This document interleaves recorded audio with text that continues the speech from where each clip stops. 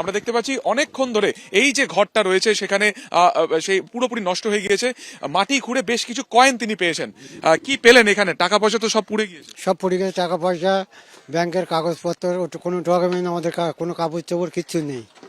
খালি মানুষ কটা আমরা এই যে ভাই আছে এই ভাই বাঁচে আছে। কিছু পেলেন এখানে? হ্যাঁ, এই কটা কয়েন পাওয়া গেছে, সব নষ্ট হয়ে গেছে। সব নষ্ট হয়ে গেছে। যেটা অভিযোগ আছে দমকল সঠিক সময় আসেনি বা এলেও তাতে জল ছিল না। দমকল থেকে সময় মতো আসেনি। আমি যখন খড়কি ছিলাম, আমি খড়কিতে আসছি, যে খড়কি থেকে শুনেছি ততক্ষণ এতগুলো ঘর জ্বলেনি, ওরা আসার পরে ঘরগুলো সব জ্বলেছে। ওরা যখন এসেছিল তখন এই কটা ঘর জ্বলেছিল, আর ওরা আসার পরে সব ঘর জ্বলেছে। কোনো ডকুমেন্টস তো কিচ্ছু বের করতে পারিনি। হ্যাঁ, পুরো একটা জিনিস বের করতে পারিনি। আর দমকল অনেক দেরিতে এসছে, তাও পাড়ার সব ছেলেরা জল দিয়েছে, খাল থেকে জল তুলে যার ঘরে জল ছিল সেই সব জলগুলো ঢেলেছে। আর দমকল অনেক দেরিতে এসেছে, মানে পুরো শেষের মুখে দমকল ঢুকেছে। হ্যাঁ, খালি মানে এসেছে, মানে কম জল নিয়ে এসেছে, তারপরে খালেতে দিয়ে তারপরে জল দিতে হয়েছে। দেখো, একাধিক অভিযোগ রয়েছে গতকালকে এই অগ্নিকাণ্ডের জেরে। আমরা ঠিক যেখানে এই মুহূর্তে দাঁড়িয়ে রয়েছি, নোনাডাঙ্গার এই যে বস্তি এলাকা, মাতঙ্গিনী কলোনি নামে, সেখানে প্রায় 100টি ঘর তা পুরোপুরি ভস্মীভূত হয়ে গিয়েছে। সহায় সম্বলহীন হয়ে পড়েছেন বহু মানুষ। গতকালকে এই কনকনে শীতের মধ্যে তারা কাছে একটি যে কমিউনিটি হল, সেখানে তাদেরকে রাখার বন্দোবস্ত করা হয়েছিল। সেখানে মহিলা থেকে আরম্ভ করে যারা বাচ্চারা রয়েছে সেখানে তারা আশ্রয় নিয়েছিলেন, এবং এখানকার যারা পুরুষরা তারা কিন্তু সারা রাত্রি কার্যত তাদের এই যে ভস্মীভূত হয়ে যাওয়া জায়গা সেখানে তারা পাহারা দিচ্ছিলেন। কিন্তু তারপরও এখান থেকে বহু জিনিস কিন্তু চুরি হয়ে গিয়েছে।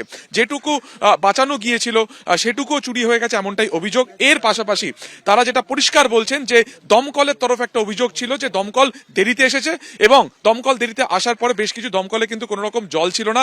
পাশের খালে মাধ্যমে সেখানে এই জল এই আগুন নেভানোর চেষ্টা হয়। দেখতে পাচ্ছ যে পুরো যে আশপাশের যে জায়গা পুরো ভেঙে গেছে।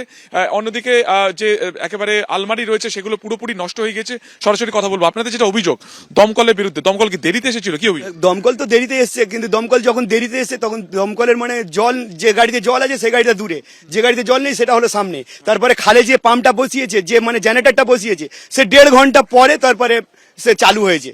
তার আগে কিন্তু ওদিক দিয়ে যাওয়া আমাদের এই ঘরগুলো পুরো বেঁচে যেত, কিন্তু সেইগুলো বাঁচাতে পারলো না। এই যে আপনি বলছিলেন যে জিনিসপত্র চুরি হয়ে গিয়েছে, তো রাত্রে এখানে পুলিশ পাহারা ছিল না? পুলিশ পাহারা ছিল, ওখানে বসেছিল, এদিক দিয়ে যে যেরকম পেরেছে সে সেরকম নিয়ে চলে গেছে। পুলিশ বসেছিল সামনের মানে শনি মন্দিরের সামনে বসেছিল। কতগুলো ঘর ভস্মীভূত হয়ে গেছে? আপনি তো এখানকারই বাসিন্দা। তারপরে 60 থেকে 70 খানা ঘর হবে। এই যে সমস্ত ডকুমেন্ট পুড়ে গেছে, সামনে এসআইআর রয়েছে, এখানে তো আপনাদের হয়েও ছিল, সেই সমস্ত কিছু ডকুমেন্টস নষ্ট, সবই নষ্ট, কিচ্ছু বার করতে পারেনি কেউ এখানে করা, সবই নষ্ট। কি বলবেন এখানকার যারা বাসিন্দা রয়েছেন, কথা বলবো, কি পরিস্থিতি এখানে? আপনি তো পুরো খুঁজছিলেন সমস্ত কিছু, সমস্ত ব্যাংকের ডকুমেন্ট সবকিছু নষ্ট হয়ে গেছে। এইটা আমার বাড়ি, আমি তো কিছু বের করতে পারিনি। যদিও বের করতে পারতাম, কিছু ফায়ারের লোক ছিল, তারা নিজেরা ক্যামেরা নিয়ে ব্যস্ত ছিল যে মানে আপনারা সরে যান। আমরা বললাম যে আমাদের যদি না লেবাতে পারে পাইপটা আমাদের দিন, আমরা একটু হেল্প করি যাতে কিছুটা ঘর যদি আমরা বাঁচাতে পারি। ওনারা সেটা করলো না, পুরো ঠেলে বার করে দিল। ঘরে যে মালগুলো ছিল সেগুলো যে বার করবো সেগুলো পর্যন্ত বার করে দিল। আমার এখানে এসে একটু কাগজ ব্যাংকেতে লোন করেছিলাম যে টাকাগুলো, সেগুলো সব চলে গেছে। জামা কাপড় যা এদিক ওদিক যা ছিল মোটামুটি সেসবও চলে গেছে, কিচ্ছু নেই, বাঁচার নেই। শুধু যে না এসআই বলতে এসআই তো আমাদের এখানে অলরেডি হয়ে গেছিলো, এগুলো তো জমা পড়ে গেছে, সেটা ওনারা যেটা ভালো বুঝবে সেটা করবে। কিন্তু বাদ বাকি যেগুলো কাগজ ফাগজ যেগুলো ছিল, ব্যাংকের বই, টাকা পয়সা, আগলুম বাংলুম, এটিএম কার্ড, যেরকম তোমার আরো সব নষ্ট হয়ে গেছে, সব কিছু নেই। সব এই যে আপনাদের কালকে একটা কমিউনিটি হলে রাখা হয়েছিল, কিছু আশ্বাস দেওয়া যে কবে আবার এটা পুনর্বাসন করা হবে? এরকম কিছু এখনো আশা আসেনি। এখনো ওনারা বলেছেন আমরা যেখানে যাদের ঘর বাড়ি আছে তারা ওখানে থাকবেন, ওনারা পরে বলেছেন আসবেন, এখনো তো ওনারা এসে পৌঁছননি। দমকল কি দেরিতে এসেছে বলা হচ্ছে? দমকল অনেক দেরিতে এসছেন।